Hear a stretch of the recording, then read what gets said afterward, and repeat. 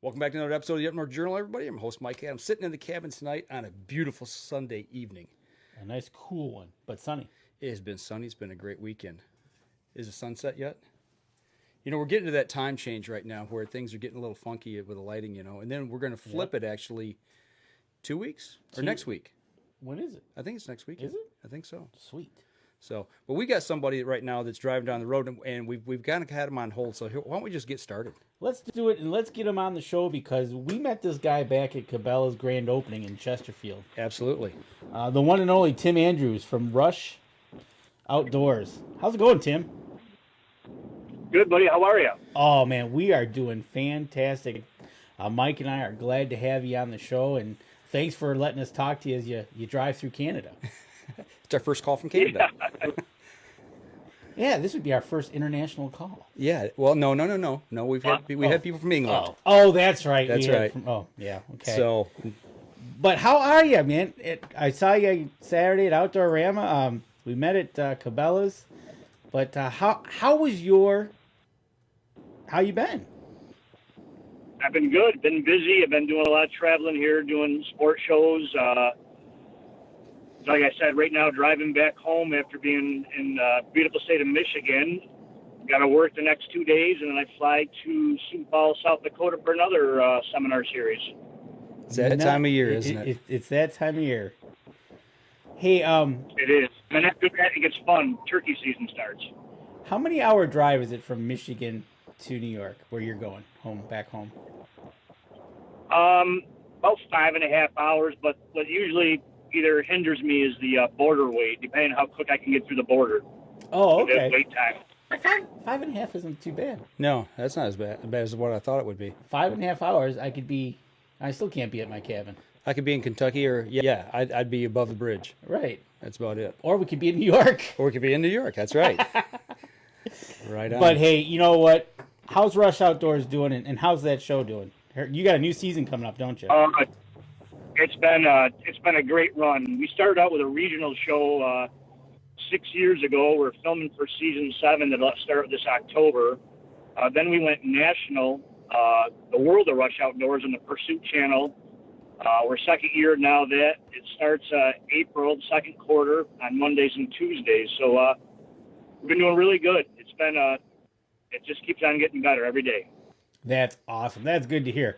You hear so many things that try to take off, and then all of a sudden they go right down the tubes. But saw you at ATA. You were running around meeting with prospective people and stuff. But it's good to go. But after we met at Cabela's and stuff, you decided you jumped right into hunting. Yeah, I went to Wyoming for antelope hunt early archery season, and the hunting gods were with me. The first morning, 3 hours into it, I shot a real nice antelope. Then got to do a little fishing there, and it was off to a great season. My whole season was pretty much one of those ones you like to have. I like to have one every year, but you know how that goes. Right, exactly. So you were hunting for a total of 3 hours. 3 hours. And then you got what you were after, and then you got to fish? Yeah, there was a private reservoir on the ranch. Caught a real nice rainbow. It was just a good trip. The weather was, if anything, it was cooler for that time of year in middle of August. I mean, in the morning it was in the low 30s, believe it or not. Now, did you shoot him with a bow or a gun, or what was it? Yeah, I shot him with a PSE Evolve, the brand new one last year. Hard shot him. He went 20 yards, dropped on film. It was just a great hunt. How you like that Evolve PSE 3035? Oh, I love it. It's a great shoot and go, forgiving. It's a great company, PSE. There's no doubt about it. That's a true statement there. Their sponsors are ours as well. But, then you went to, what were you catching while you were fishing? He was catching rainbows. Rainbows. They had rainbows, yeah. I wish I had the photo of it because I saw it today on Facebook, and that fish had so much color, and it was beautiful. Really? Yeah, it was like a painting. Oh, it was. That was just a great trip. 3 of my buddies and I, we made a deal with a rancher, and we went out there. Everybody killed their antelope, did some fishing, just had a good time together. And it sounds like you were leading the way. You got done hunting early. You went back, caught dinner. Yeah, that was great. It was a great trip. And then from there, I did a little hunting in New York. In our season opens the first, like you guys, and got lucky enough to take a real nice buck, New York buck, with my PSE again. And it was off to a great season. You know, we got that picture up for the people live on Facebook. Got a picture of you with the Evolve there, and you're holding that deer. Now, for you in New York, that area, is that a typical size deer, big, small? What for New York? For what do you see? We're getting some bigger deer, of course. If we have the potential to be just like the Midwest, but the way the deer regulations are, they just, a lot of 1.5-year-old deer get shot early, and that buck walked out. If you're looking at it, I think it was on the 8th of October. It was warm, and I wasn't going to go hunt that afternoon, but I thought I'm not going to shoot one sitting on the couch. I was on vacation, so I went out there, and 25 minutes later, maybe, I shot that buck, believe it or not. Boy, your sits are real short, it seems like. Just get out there and bang. I love that. If you're happy with it on the first day, shoot it then. Right. Excuse me. If you're happy with it on the last day, shoot it on the first. There you go. Right, exactly. And, okay, so now you've spent about 3 hours and 25 minutes out in the woods, and you've man, I must be missing something here, but that is awesome. But it looks like that buck that you're sitting over a food plot. What have you got planted? Is that clover that I see in the background? Believe it or not, no, that was a field that we were so wet in the spring that the farmer didn't plant anything. That's just natural grass coming up there. I shot him over on one of our food plots about 100 yards to the west. He came out, and I thought he was going to go the opposite way, and I was self-filming for the TV show, and he came right in my lap, and I came to full draw, and of course he stopped behind a tree, so I had to wait for him to clear that, had to come out at full draw, adjust my camera, and then redraw, and got lucky and made the shot, and he went 100 yards and dropped. Now, do you always do self-filming for the show, or were you just happen to be that pretty time? much. It's turned into like a total challenge for me. I love the challenge of trying to do both. I mean, sometimes it's a little shaky, but I think people can relate to that more. And plus, having a cameraman, it adds to the cost, it adds to the scent control, and I just like doing it by myself. Matter of fact, almost everybody now on Rush Outdoors, our pro staff, pretty much self-films. Oh, no kidding. How many do you have on staff? We have probably around 5 or 6 pro staffers. We have a couple of field staffers. What happens is there's a segment of our show called Rush Uncut. Okay. Where you join the club for $25, you get a hat or a T-shirt, and then no matter what you're filming, if it could be your child catching his first fish or you shooting a deer or whatever, you send your footage in to us. Our editor cleans it up, and we air it. We air 2 or 3 little clips every segment of the show, every show. Oh, okay. I see how you do that. So it's kind of like uncut and everything. All right, cool. Yeah. And then what happens, there's always the cream always rises to the top, and you'll have that one guy that just has the knack for it. So what we do is we make him field staff, whereas he has all the connections with our partners, the companies we deal with, to get product at a better rate, which gives them more of an incentive to film more. And then when they really hit make the next step is when we go to pro staff, where all the product from our sponsors is given right to them. Oh, that's awesome. Okay, now I gotta take you back a little bit.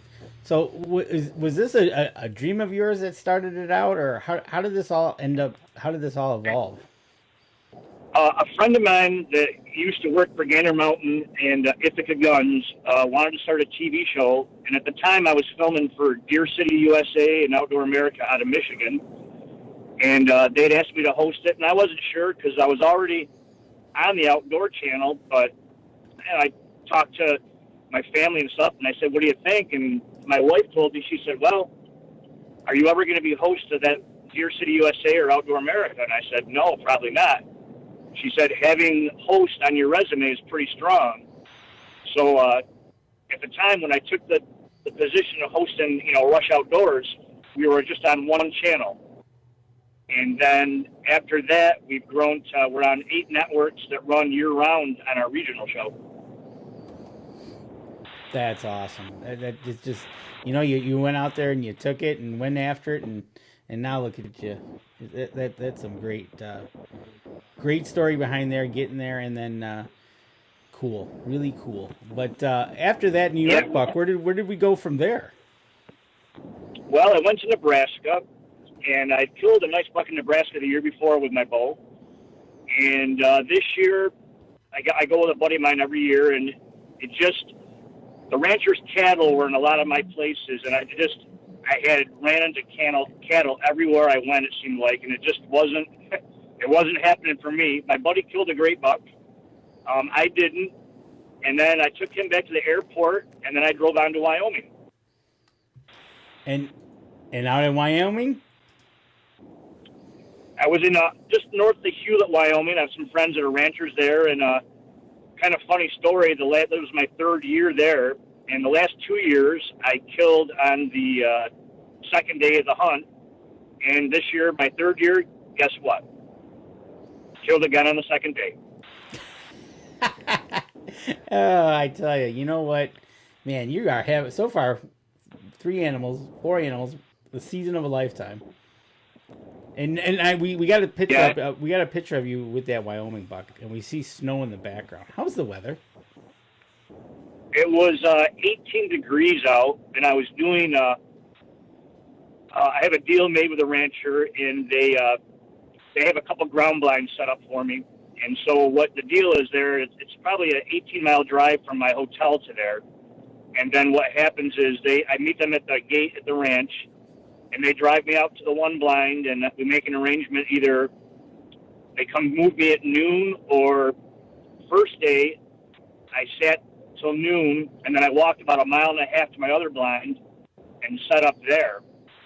And then saw a bunch of deer, saw probably 35 deer, probably 15 bucks, nothing that I wanted to make a TV star to.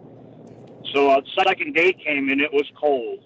And I made a deal with them. I said, hey, come get me at noon, drop me off in my truck at the gate, and what I'll do is I'll walk to my evening set, which is only about 1 mile away. In traveling from where I sat to the road, we spotted that buck and a doe bedded up on this hilltop bedded. She must have been in heat because he wouldn't leave her for nothing. And we put a stalk on him, and I made the shot. Wow. That is a riot. That is a nice buck. That is a 9, 8? It was a big 8. He wasn't real tall time, but he was real wide. Man, that is a nice buck. And you got a little snow on the ground and put a stalk. How far was the stalk? We stalked maybe about 100 yards, got with him, and it was in some brush, and he thought that, I think he thought that we couldn't see him, and I had to get down on my knee, and I found a little hole to make the shot, and it was about a 120-yard shot, and shot him right in the boiler room, and he slid down the hill. So you were walking to your stand, and you just happened to look over and see these 2 deer bedded up on the hill. Oh, no, I was in the rancher's truck. We were driving down the laneway, and we spotted them up on the hillside, off on the hillside. Oh, you were in a moving vehicle, no less. Wow. Well, I got to imagine, too. We drove past them.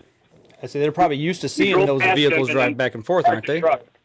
Yeah, that's a ranch vehicle. There's cattle all over and stuff. So what happens is we spotted him, and so we figured if we stopped the vehicle, he would run off. So we drove past, probably, out of sight, basically, maybe 400 or 500 yards, and then put a sneak on him. Jeez, oh, Pete, that is awesome. And it sounded like you were trying to film this, right? Yeah, it was kind of a funny story. I knew that I wasn't going to be able to do both. So I had the rancher with me, Josh, and I said, have you ever ran a camera before? And he said, no. And I said, well, in about 3 minutes, you're not going to be able to say that. And he did a great job. Oh, that's awesome. Hey, you have to improvise when you're in the field. Something like that happens and you're not expecting it. You make the best of the situation and use what you got. Yeah, they're great people. Rennell and Josh Taylor, they have a great ranch. The family is just good people. It's like I said, it's my 3rd year, and I'm going back again this year. Awesome. can't wait for that. That's for sure. So, but okay, so you are just on a roll here. Well, I tell you what. Why don't we take a break? We step outside. We'll take our first break. We'll come back. We'll kind of pick up on the rest of because we're not done yet. There's more pictures here to show. So I know but he's got such short stories. Yeah, I know it. They don't take long to happen. So I tell you what, we're going to step outside and we'll be back here in just a moment. So hang with us. Welcome back. Second segment of the show. We're still talking to Tim Andrus of the Rush Outdoors. And we've talked about the great success that he's had, the short sits, getting out, and just having everything happen. Improvising with a cameraman? Yeah, and so many times you go out, things don't go the right way all the time. And then once you kind of start stringing some things together and having some luck fall your way, it just makes for a great season. I got to imagine that that kind of put you on a roll going into the rest of the season, didn't it, Tim? It did, and we all know that I've had my bad seasons. We all have. It's just when you have it, take it for all it's worth and enjoy the ride. Well, that's what you got to do too, and because there's so many times we go out and we sit and we spend a lot of time in the field where we don't have any, and what we call success is putting some meat in the freezer or getting something down on film that you really want to be able to show people. But you use each time that you're out there as a learning tool and build upon that, even in those hunts that we might call bad times. Right, exactly. You know, and I have to admit, I had a good year as well. I was out an hour and I got one with a crossbow, an hour and I got one hour and a half with a gun. So right, totally understand it. But so for Tim, after that buck, where were you off to then? Because I think you were heading into the next Saskatchewan. Oh no, Saskatchewan was before the Nebraska Wyoming hunt. I did that the third week of October. Oh, okay. So for Nebraska, was it warm, cold? It was warm for one day, then it snowed every day. I had snow pretty much on every trip I went this year. The one in Saskatchewan is usually, you're up. I was, let me think here. I was 9 hours north of Fargo because I was doing a show for our title sponsor Runnings in Moorhead, Minnesota, which is right on the border of Fargo. And what happened was got done there, and I said, well, I was already here. I might as well just drive up. So I drove up, and it was, highs in the low 40s the day that I got there. And the third day, afternoon, storm blew in, and we got probably 6 to 8 inches of snow. I shot that buck in a snowstorm, and the footage is unbelievable. Jeez. Now, all the hunts that we've been talking about, that's what we're going to be seeing on the Rush Outdoors this coming season? Correct. Okay. Yep, season 7. Okay. Well, we've got a picture here of a great buck that you've got, and I believe this is a Saskatchewan hunt that you shot with a muzzleloader, correct? Yep. Well, take us through that. It was How my third day. Well, we had a real nice buck on trail camera, and at this one area, and I sat the first 2 days, saw everybody except him, and then the third morning, we saw the wind was going to change, so we had to change spots, and we went to this other spot, and when I got there, it was no snow at all. An hour later, there was probably 3 inches, and it was coming down hard. And I was thinking, well, I think all the deer are going to be hunkered down in this. And a doe walked by me at about 10 yards in my ground blind, and then another doe, then a small buck. And then I'm thinking to myself, just once, I'd like to have a big one show up like that. It'd be great footage. Right. And it was like they heard me, and that big buck walked out, and his tines are like all 11 inches. They're all 11 inches.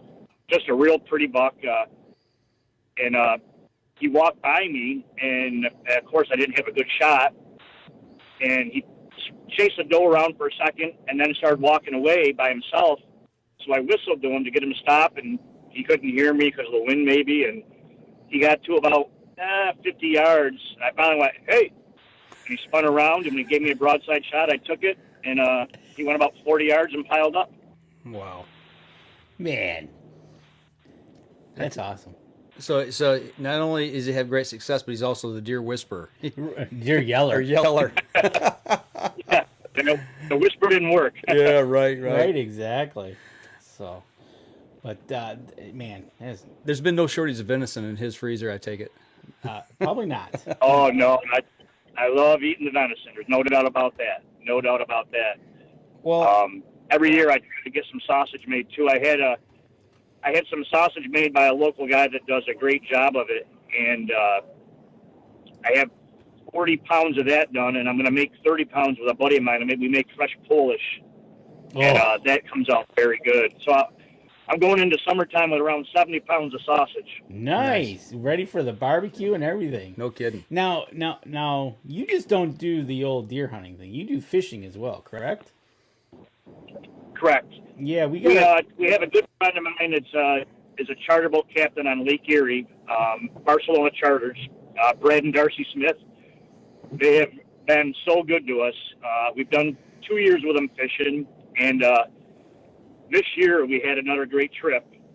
We ended up, hold on a second here, make sure I don't miss my turn. We ended up getting out there. The first day we tried, we got blown off. We couldn't even get on the water.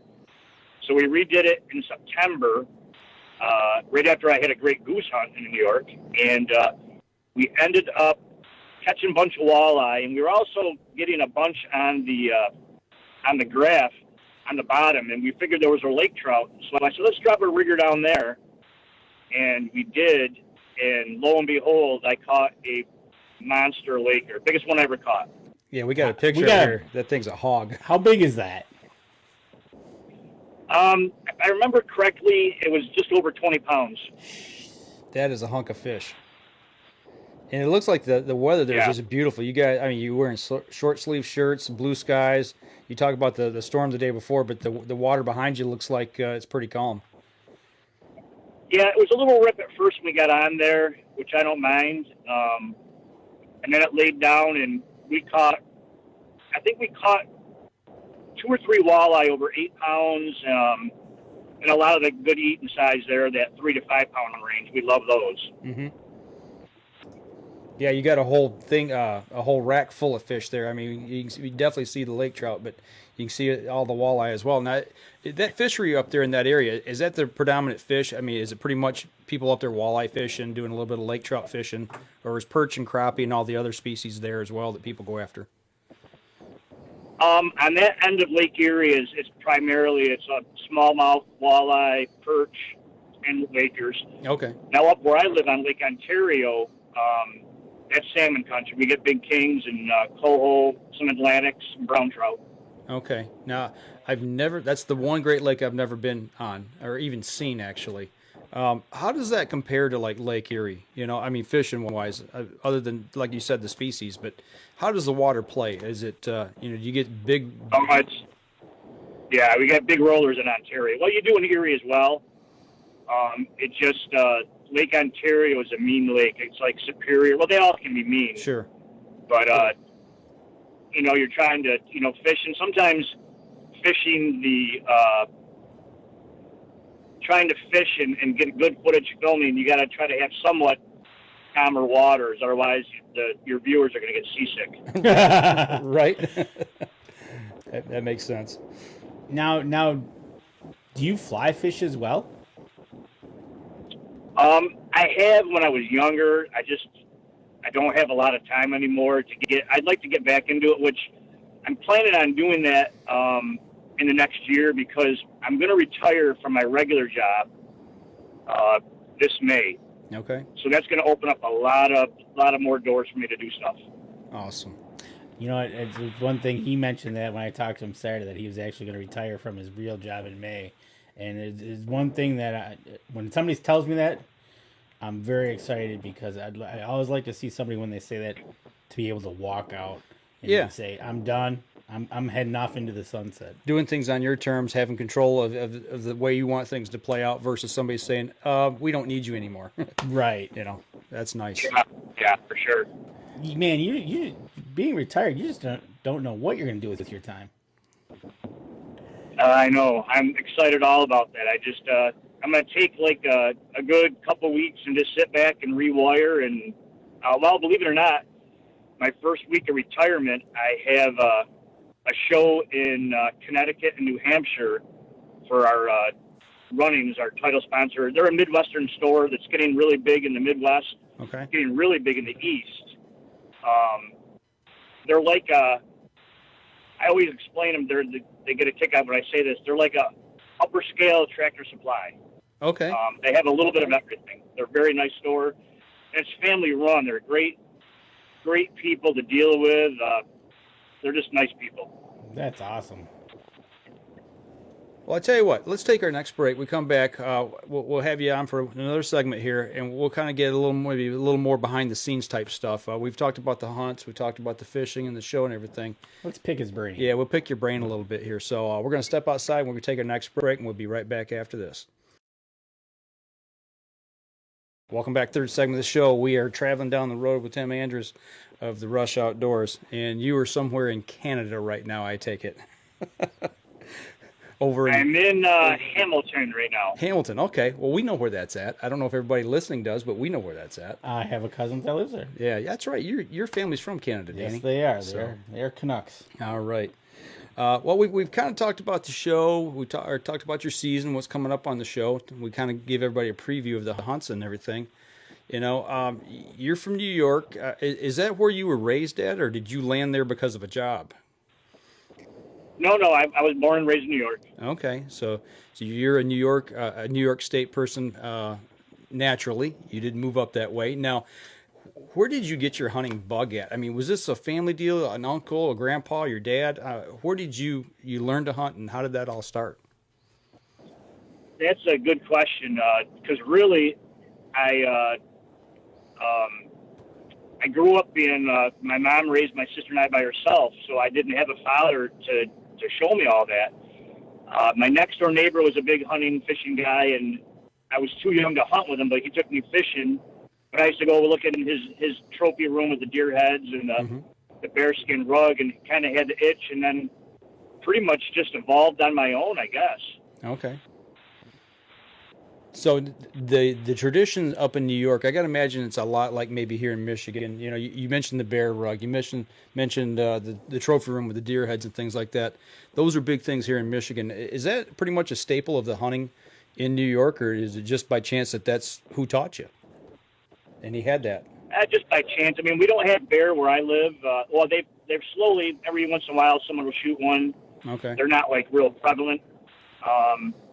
But yeah, just turned into that, you know, and it just came, and then I used to love, you know, look at the Outdoor Life magazines in the back of the magazines, and you'd see all the ads for these hunting places, and you know, back then you didn't get on the internet. You had to write a letter and ask for information or call.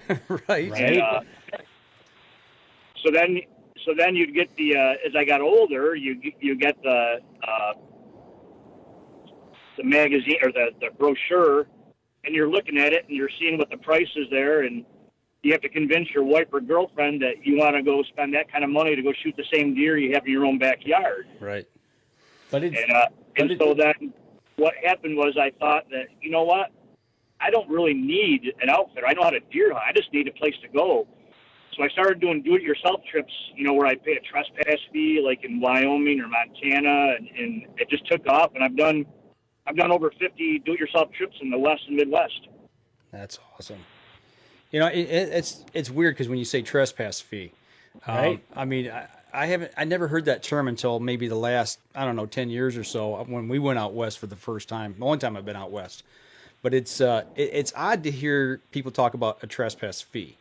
You know, that's just the terminology they call it, but that's, you know, what we have to deal with. But yeah, you're right. You know, we sit and look at magazines. That's what I did, you know, when I was younger, looking at hunting magazines, and that's kind of before the internet. And, you know, it's funny you mentioned that because yesterday at the show that you were at, I actually signed up for a magazine, the Woods and Water News and Michigan Outdoor News, two of them. And that's something that we've gotten away from because of the internet. But I enjoyed sitting there looking through it today, you know, by the fireplace. Absolutely. So.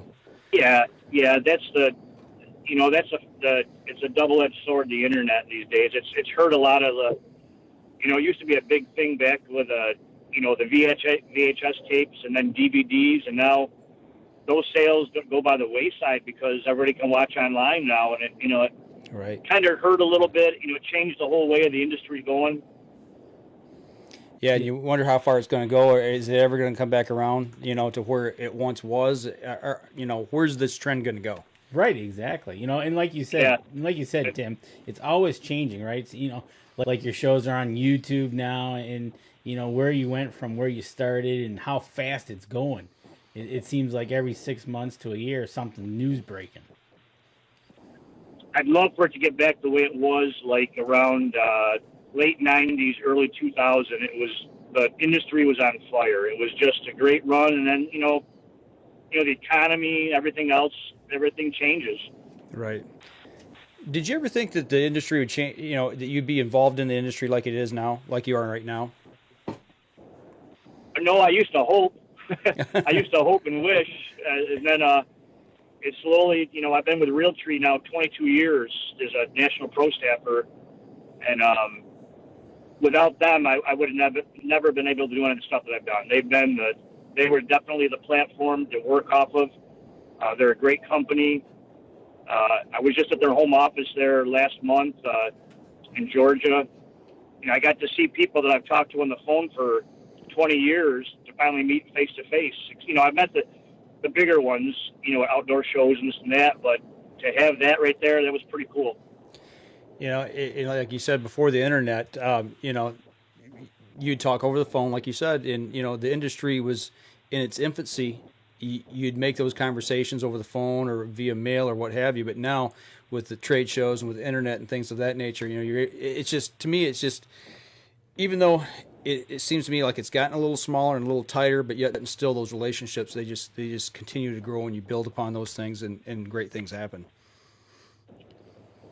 And Tim's right. Look at, he did years over the phone or at the ATA show, and he finally gets to go meet the people that he's doing that with, and it's just that's the society we are in, right? Yeah. And look what we're doing now. We're talking over the phone and live streaming on Facebook, and here we are.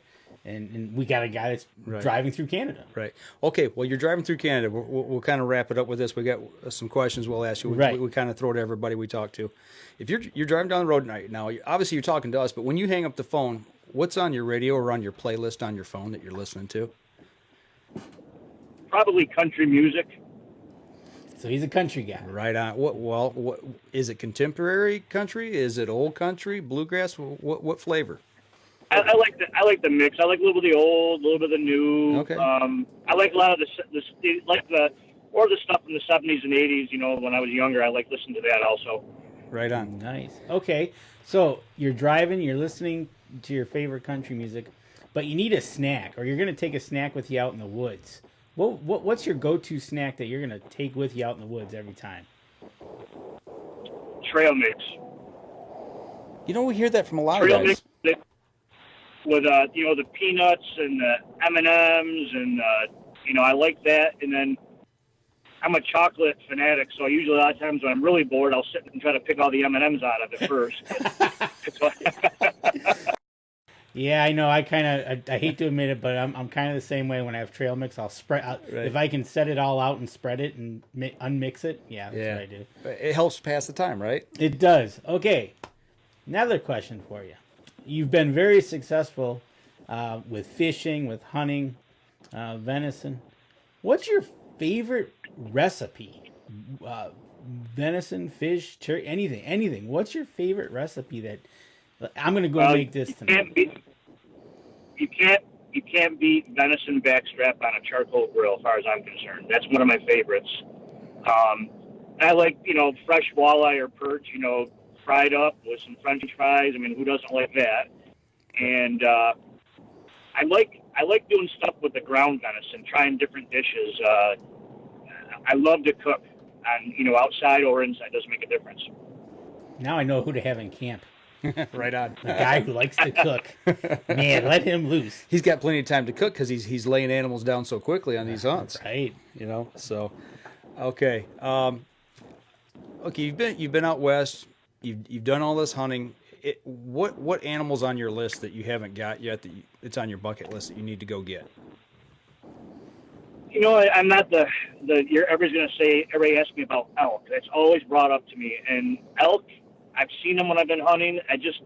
I'm afraid because they say once you get the elk bug, you'll give up deer hunting. And I've got to shoot about another 100 whitetail or another 100 mule deer before I'm happy. Right on. I just love deer hunting.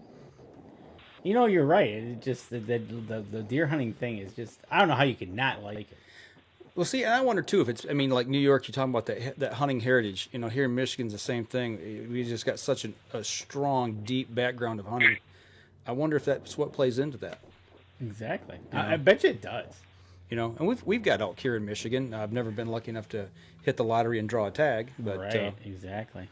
And so okay. I do want to shoot a caribou though. Okay. And that is one thing that I guess in the bucket is I'd like to do a caribou hunt someday, but you know, you can't do it on yourself. You do it yourself. You can in certain areas, but the travel part of it, I'd love to go do a drop camp in Alaska where they drop you off for a week and then come get you later on. That'd be kind of fun. There you go. See, you're going to have some time to do that after May. Well, I'll tell you what, before we let you go, where can everybody find your show at? Go ahead and plug the places where they can find you. Okay, we're going to be, first off, if you don't have the Pursuit channel, which out your way, we're on Pursuit channel starting this April, the second quarter, on Mondays and Tuesday mornings. I'm not sure the exact time off the top of my head. Okay. But you can also watch last season's Rush Outdoors. See, the World of Rush Outdoors on Pursuit channel. Rush Outdoors are a regional show, but it's the same show just with a different set of sponsors. Okay. So you can go to rushoutdoors.com, and on the sidebar, you can watch Season 6 right now. All Season 6 episodes are right there. Okay. And find you on Facebook as well. Oh, yeah. You got Rush Outdoors on Facebook. You can go to my personal page, Tim Andrus, on Facebook, if you have any questions or anything like that. And if you go to Rush Outdoors on Facebook, there's another one on there. You'll see the logo. It's red and white. You'll see the logo. Give us a like. We'd appreciate that. Okay, absolutely. You know, we've had him on the show. Go out there, give Rush Outdoors a like. Absolutely. Well, I'll tell you what, you're traveling down the road. You got a little ways to go yet, so we're going to let you get back to driving safely so you're not busy talking to us on the phone, but we appreciate you taking a little bit of time out of your night to talk to us on your way home. All right, thank you. Thanks again appreciate the offer being on. All right. Hey, thanks, Tim. We'll be talking to you. All right, take care now. All right, bye-bye. Okay, guys, we're going to step outside. We're going to take our last break here. We come back, we'll kind of wrap things up with kind of a few observations we had through the weekend of some of the things that we saw at the show. Welcome back. Last segment of the show, everybody. Sitting here in the cabin. Don't know if we've lost everybody on the live stream or not. We're kind of in limbo here. We're turning green, yellow, and red over there. We go. So, yeah, it looks like it's switched back over. Oh, there we go. So for those of you all on, if we lost you there and we're back, we apologize. I think I'm having some issues with the router here. It might be. So, but this weekend, you and I attended the Outdoorama down in Novi. The umpteenth Outdoorama, and I can't remember if there actually has a number to it. But I don't think so. Yep, we went to the Outdoorama. I was there a couple hours earlier than you were. Mm-hmm. I thought I tried to get there Thursday night, but I didn't make it. A little bit of a snowstorm we had going on here. Okay. But I did want to go for Big Buck Night. Uh-huh. But I didn't make it. So I ended up going Saturday morning, and it was busy. It was good to see. It was we pulled in. There was a lineup to get in. Mm-hmm. There was a lineup to get tickets. But and it was elbow to elbow with people there. When we got inside, it was elbow to elbow, and it was good to see. It was good to see various ages, from strollers to wheelchairs. Right. You know, people getting out and enjoying that show. Now, that show's combined with a home show as well. Mm-hmm. So it used to be just one show itself. Right. But now they've combined it, which is kind of cool in a way, because I don't mind going down looking at the home stuff either. Right. That mini cabin in that back corner Yeah, you know what, Shannon, my wife, she was with us. She went with me down there to the show, and she kind of looks at it. She goes, "Wow, that's got a loft upstairs in that. You know, it's like a little two-room cabin. What was it? Probably, It was probably 24 by 16-ish. Yeah. I'm guessing. You know what? It was probably 16 by probably 24. Yeah. Because I think they have to stay under a certain diameter, or not diameter, a width to get it down the road. Okay. Yeah. I looked at that and I went, you know, that if I had that back in my hunting spot, I'd never come back to camp. I'd just stay out there, you know. It'd be my new hunting blind. But I didn't see the price on that. What did 34,000. 34. Well, okay. So it was a full blown cabin. Now, was it finished? And did it have all the amenities and everything for that price, Yeah, right. or not? There was no bathroom. Outhouse. Yep. There was no sink. There was no There was water. no fireplace. There was no. It was just You. That was the shell. the shell. Okay. You'd have to go in and you'd have to finish it. But it was finished on the inside. It though. was. Okay. Yes, it was. It was Gotcha. nice. I personally would like to have seen a fireplace in the corner. And, Yeah. You know, there's a couple upgrades, but no, the show was saw Dave Wilkins out there. Mm-hmm. That was nice to see him there. Tried talking my wife into going for an African hunt. She was like, "No, we're not going until he opened the book and showed her that the camp has a swimming pool." And she's like, "Okay, we might do that." Right. So that changed her attitude. So Dave was having a good show. I talked to him a little bit and seen how the industry was doing for him. Right. He says it's doing pretty good. Yeah. He says he's not complaining. He says it could all be worse. Right. So, but and I tried to get back and talk to him, but he was busy. Mm-hmm. So that was cool. I saw Tim Andrus. Yep. He was doing seminars. I bumped into John Eberhardt there, one of our Michigan celebrity style hunters, and we talked to him quite a bit. Talked to him about some things going on here in Michigan with the DNR, and talked about my soapbox issue, and he agrees with me, which was nice to be able to sit and chit chat about that a little bit. Talked a little bit about the CWD issue, the TB issue, and just hunting and where it's going in general. Hope to have him on here soon. So, we had a good conversation. And actually also want to give a shout out to Lance Valentine, who made sure that we got into the right place at the right time there at the show. And I stopped by his booth and talked to him a little bit. And we're going to have him on here probably in 2 weeks. Okay, cool. So he teaches walleye 101. So Yep. We're going to have him on, talk a little bit of walleye fishing. I told him, I said, I drown worms. He goes, well, I can deal with that. So Right. we can teach you. we can drown him with the best of them. So, but he's right here in our back door. He, hometown guy, and we're going to talk with him here. Yeah, real soon get him as on well. the show, and we'll see what's happening with him. I didn't get a chance to stop by. He was busy talking with customers, obviously. Family Traditions tree stand. Oh, I got to talk to Jack. Yeah. Did you get to stop and talk to him? Yep. Talked to Jack for a while. He was set up right next to the smokehouse there. That's just out of town here from east of town. Right. And I didn't know that, but he's friends with the owner, Steve. Yes, he is. So I was like, yeah, I'm not going by there. And he goes, why? And I kind of made the money sign with my fingers. I'm like, are you kidding? I said, if I go over there, I'm going to spend 50 or $100. You can't go into that store. Everything they got is awesome. It's just awesome. One of the best things that they have is a smoked pheasant. Oh, yeah? Oh, my. Thebomb.com? Thebomb.com. You buy the whole smoked pheasant. Okay. $24. Okay. Yes, it is. Right. Awesome. All right. So the show, yeah, I thought the show, it was okay. Definitely. It's not my cup of tea. It used to be way better. Way better. Right. It's taken its toll. I'm not knocking the show. It's just No. It's just what not my cup of tea. I just been there when I was a kid, Mm-hmm. remembering what it was to what it is today. Right. And they used to have like a big stage at one end of the Coliseum, and you had the guy with the 45 shooting. Yep. And I think they had mutts running agility courses. Yeah. They were missing probably you really can't put nothing in there though. The last time I went to that show, they had the dock dogs that would jump and flop into the water and chase things and catch things in the air, the aerial dock dogs.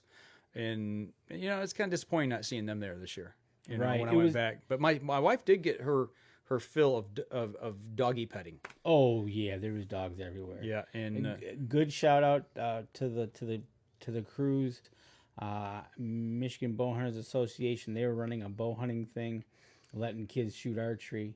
They had the trout pond from Bass Masters, I think, was there running the trout pond. Was it the Michigan Fly Tyers Association? They were teaching kids how to tie flies. They were there teaching kids how to fly ties. Tie flies, not fly ties. Go that way. And at the other end, and I don't know who was running that booth down at that end, but they were shooting the BB guns. Okay, I didn't see that one. Yeah, I knew they were there, but I did not see that one. Right. So really cool. Great thing to get the kids out involved in, and you could have your fill of hunting, boats, and homes. Right. Yeah. My wife, she enjoyed that part too. Seeing, the pool stuff and the stuff for cottages and stuff for the beach and lawn chairs and all that kind of good stuff. The decks and stuff. Yep. Absolutely. Yep. So it's a good show. Good couple hours to walk around. Yeah. Yeah, it was good. Yeah. So like I said, basically I go there and go see the guys that. Yep. I didn't get to see, I didn't run into Benefit for Kids. I stopped by the booth, but Al or Steve was not there. Okay. They weren't there when I was there, and I was just stopped by and said hello. Okay.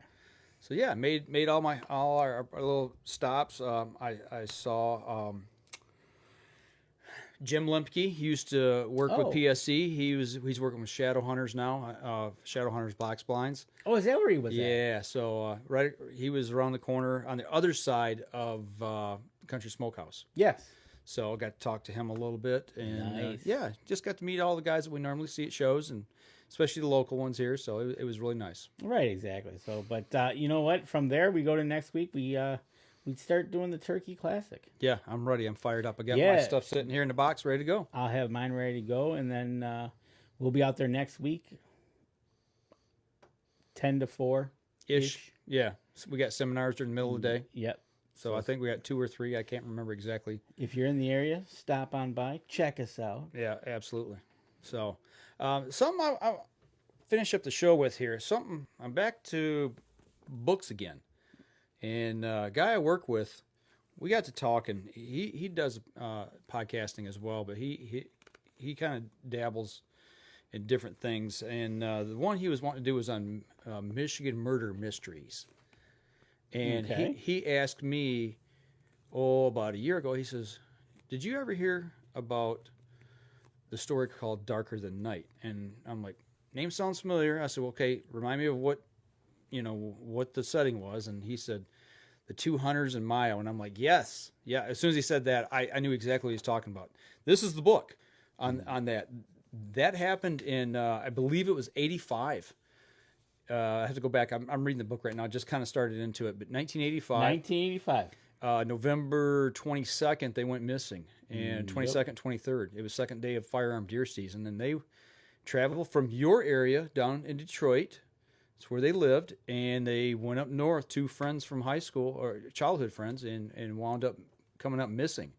And it took 18 years to find out what happened. It started in 1985, and it went on for 18 years. Yeah. So I'm getting into that, and what's really interesting about this, and not only this book, but something else I watched this last night actually, is there's a new series on Netflix. It's called Flint Town. It's about Flint. And actually, Deb and Kelly have been watching that today. Oh man, the thing about it is this book. There's the area, the places that they were at, and where things happen, the roads. It's all where I travel. Yes, you go right through it every day. I travel going up to deer camp. Yep, you travel right through it. They're naming the little restaurants and bars they were at, and I'm like, I know where that's at. I know where that's at. I know where they stay, and it's like, wow. I knew it was Mayo, but you don't put those things together, right? You got Walkers and that downtown Mayo, and and then Deb and Kelly started watching the Flint thing. The Flint thing is talking about the city of Flint and where I work, where I spent most of my life growing up, where I deal with this every day, and it's talking about the water crisis, it's talking about the crime, it's talking about the police department, the things that are going on here in the last 3 years. And when I got done watching all 8 episodes yesterday, I just binge watched it. It was like I relived the last 3 years of my life at work. And that is season 1. Yeah. And then they're gonna have another season. I don't know. I assume so. I was there. Yeah, if you call it out as season 1, I would think. But it's like, okay, yeah, I've eaten at that place. I know where that's at. Pearson Road. And, I've drove down there. I know where that housing complex is. And then they take news events, people that tell the stories in news, and there's people I work with. Right. That is in these episodes, which is real. That even hits a little closer, and that's the thing. But even that and reading this, it's like when you can watch or read something and you know exactly where those places are or those events happened at, right? It just makes them that much more personal, I guess. And then you listen to some of the stats they throw out. Yeah. Like that. It took 18 years to make something happen. Mm-hmm. Flint had 300 plus cops down to under 100 now. Yeah. 98. And it's like, whoa. And the thing that we've talked about before, around here with people, I'm like, yeah, I said, they don't, in a city of 100,000 people, they've got 3 officers on patrol at night. It's mind blowing. In a town of over 100,000. Yeah. 3 patrol cars. Yeah. 3 patrol cars. How's that work out? Not well. That's the problem. And that's the thing. And it's in one of those OMG moments, right? Right. And then, you hope they turn it around. Right. So, but just like this, the witness in that book, it took her 18 years to come out because she was so deathly terrified to even mention it. Right. Just like downtown Flint. Yeah, and I know some people personally who have ran across the guys that did that, and they had a reputation. You get a chance, look it up on the internet or get the book and check it out because I've just started it, but I couldn't put it down. I had to put it down because we had to do the show tonight. So once I get done, I'm going right back to it. There you go. Try to finish it up. So I wouldn't mind getting that. I don't know if they got that book on digital. Oh, I imagine I wouldn't mind listening to that as I drive to work. Yeah. Or drive home from work. Right on. So. Well, I'll tell you what. You guys show up Cabela's next weekend. We're going to be down at Chesterfield Cabela's Saturday and Sunday talking turkey. So bring your questions. Bring yourself. If you got a call you're not sure about, bring it. And we'll help you out. We'll have our tools of the trade there. We'll help you recondition it or condition it and see what's going on. There you go. And if you get a chance, go on over to Rush Outdoors. Give them a like. Absolutely. Go check them out on Facebook. Yep. Tim taking the time to give us a shout while he's driving. Absolutely. Cool. Yep. Met him at Cabela's last year at the grand opening. Nice guy. Yep. Saw him again at ATA. Yep. Got to chit-chat with him there. So go over and check him out. Good guy. Does it the right way. Gets out, hits it hard. And I tell you what. I can relate to hunting and self-filming. It is extremely tough. Yes. It's a booger. It's a booger. That's why it's I've come to the conclusion anymore. I get my camera and stuff set up, and if I can get rolling, get everything right, and then get something, that's great. But if I can't, it comes down to the shot first. Then I worry about the video. You're because right. it is so tough. It is, no doubt about it. And you know what? While you're reading your book tonight, I brought over some hunter sticks for you. Yeah, I see that. Yeah. Because I felt for you, man. You didn't buy nothing from the smokehouse, but Dan came through. Danny's Smokehouse. There you go. We need to make some. We do. We made some last year. I got 17 pounds of ground venison in the fridge, in the freezer, that we need to mix up. Yeah, I got like 50. Yeah, well, we can mix this up. We'll go to town on it. So yes, we can. So, yeah, if you got a moment on Facebook, go check out Rush Outdoors. Check out Tim Andrus, and definitely share our show. Yeah, absolutely. Share our show and stop down next week and see us. So for the podcast, that's going to do it, folks. We're going to sign off, and we'll be back again next week.